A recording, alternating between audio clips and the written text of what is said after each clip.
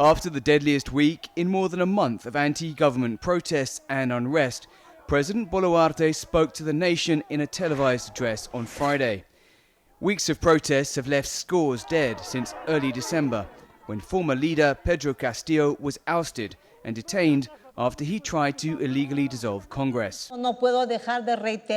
I can't stop repeating my regret for the deaths of Peruvians at the protests, both our civilian compatriots and the valued police officer that lost his life ill-fatedly. I apologize for this situation and for what hasn't been done to avoid these tragic events. While the angry and sometimes violent protests took place in southern Peru on Thursday, thousands marched through the capital demanding the closure of Congress and Boluarte's resignation. 3 ministers resigned and were swiftly replaced on Friday as Boluarte, the 7th president in 6 years, said she would not step down.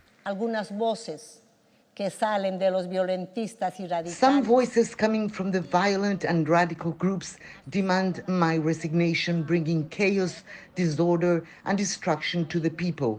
I say to them responsibly that I will not step down. My commitment is with Peru and not with a tiny group that is hurting our homeland. The Attorney General has launched inquiries into more than 3 dozen deaths of civilians. 1 police officer was also killed.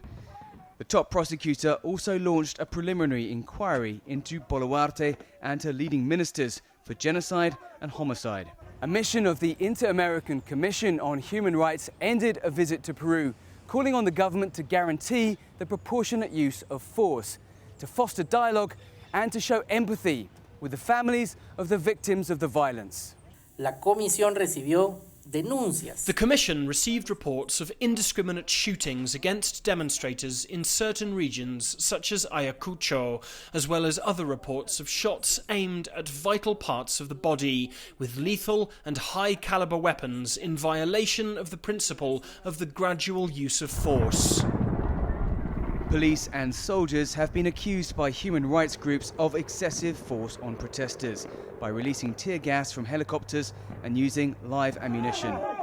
The security forces say protesters, mostly in the southern Andes, used homemade weapons and explosives against them. Dan Collins, CGTN, Lima.